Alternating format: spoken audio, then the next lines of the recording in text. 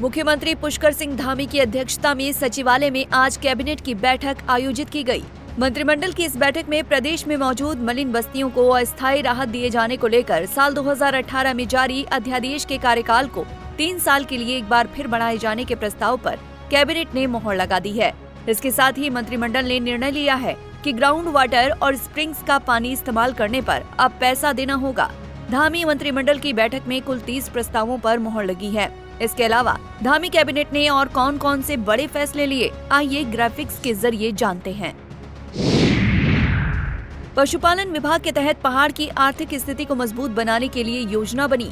योजना के तहत भेड़ बकरी पालक आईटीबीपी के जवानों के लिए भेड़, मटन, चिकन, मच्छी उपलब्ध कराएंगे। इससे करीब 200 करोड़ का व्यापार पहाड़ पर होगा।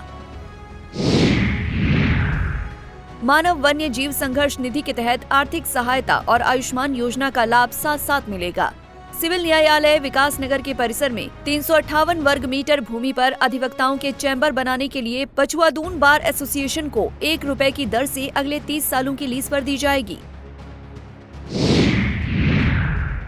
उत्तराखंड सामान्य भविष्य निधि नियमावली में किया गया संशोधन। जीपीएफ में 1 साल में मात्र 5 लाख रुपए ही जमा करा सकेंगे। उत्तराखंड चिकित्सा शिक्षा विभाग के तमाम संवर्ग को लेकर नियमावली में किया गया संशोधन।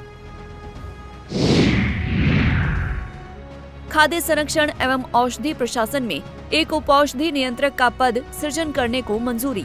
अधीनस्थ लेखा परीक्षा सेवा संवर्ग सम्मिलियन नियमावली के संशोधन को मंजूरी। सेंटर ऑफ एक्सीलेंस में आने वाले विद्यार्थियों को कौशल विभाग की ओर से खाने रहने की व्यवस्था की जाएगी।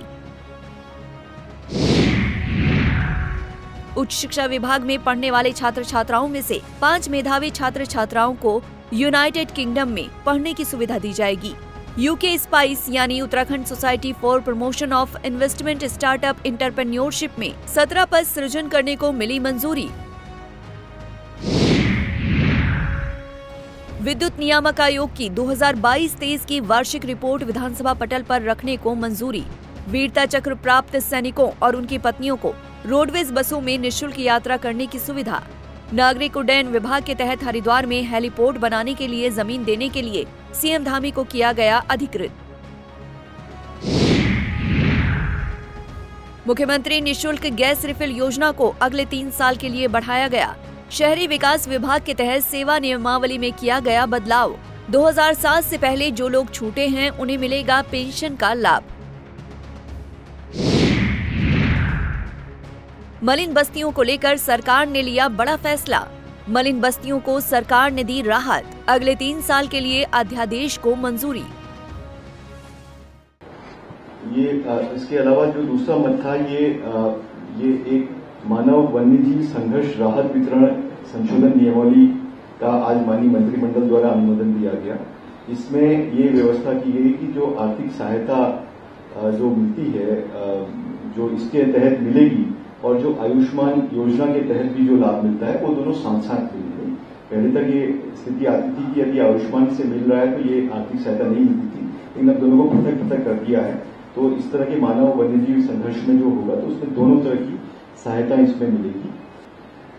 इसके अलावा तीसरा अगला जो मद है हमारा ये सिविल न्यायालय विकास नगर देहरादून का जो परिसर है वहां पे 358 वर्ग मीटर भूमि अधिवक्ताओं के चैम्बर्स के निर्माण हेतु पचुआदून बार एसोसिएशन को 1 रुपए प्रति वर्ष की दर से 30 वर्षों के लिए लीज पे दिए जाने के संबंध में उत्तराखंड सामान्य भविष्य निधि नियमावली में कतिपय संशोधन आज माननीय मंत्रिमंडल द्वारा स्वीकृत किए गए हैं।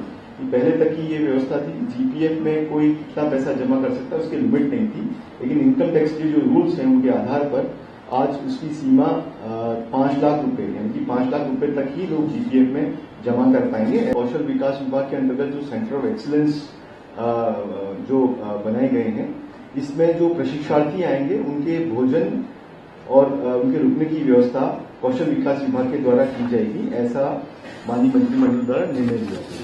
ये हरिद्वार के सिरपुर में एक हेलीपोर्ट बनाने की आपकी स्कीम है सिविल एविएशन डिपार्टमेंट की, और इसमें उनके द्वारा सिरपुर में जमीन चाहिए गई थी, तो उसके लिए माननीय मुख्यमंत्री जी को निर्णय करने के लिए मंत्रिमंडल द्वारा अधिकृत किया गया। अगला मत हमारा ये सैनिक कल्याण विभाग का मत था। सैनिक कल्याण विभाग का मत्था। इसमें जो वीरता पुरस्कार है, अशोक चक्र, महावीर चक्र, कीर्ति चक्र, वीर चक्र और शौर्य चक्र, और जो प्राप्त भारतीय सैनिक और उनकी वीरांगनाओं को उत्तराखंड राज्य परिवहन निगम की बसों में निःशुल्क बस यात्रा करने की सुविधा है। आज तक उसके बजट की व्यवस्था जो है सैनिक कल्याण विभाग के द्वारा की जाती थी, क्योंकि अब बजट में व्यवस्था परिवहन विभाग के मद में कर दी गई, तो नियमावली में सिर्फ इतना परिवर्तन कर रहे हैं कि उसकी जो बजट की व्यवस्था है वो परिवहन विभाग द्वारा ही की जाए। अगला मद भी ये शहरी विकास विभाग का मद है। इसमें ये व्यवस्था की गई कि उत्तराखंड नगर निकायों एवं प्राधिकरणों हेतु विशेष प्राविधान संशोधन अध्यादेश 2024 के प्रख्यापन पर सहमति दी गई। इसमें जो हमारी मलिन बस्तियां हैं उसमें भारत सरकार द्वारा जो मलिन बस्तियों की व्यवस्था करने के लिए उनके लिए जो व्यवस्था दी गई है, उनके कुछ और संशोधन उसमें किए गए हैं, उसको देखते हुए ये अध्यादेश लाया जा रहा है। और इसमें जो पूर्व निर्धारित समयावधि 6 वर्ष थी उसको 9 वर्ष किया जा रहा है। हमसे जुड़े रहने के लिए हमारे YouTube चैनल को सब्सक्राइब करें और नई वीडियो की नोटिफिकेशन के लिए बेल आइकॉन को दबाएं। अगर आप ये वीडियो Facebook पर देख रहे हैं तो लाइक जरूर करें और ज्यादा से ज्यादा शेयर करें। धन्यवाद।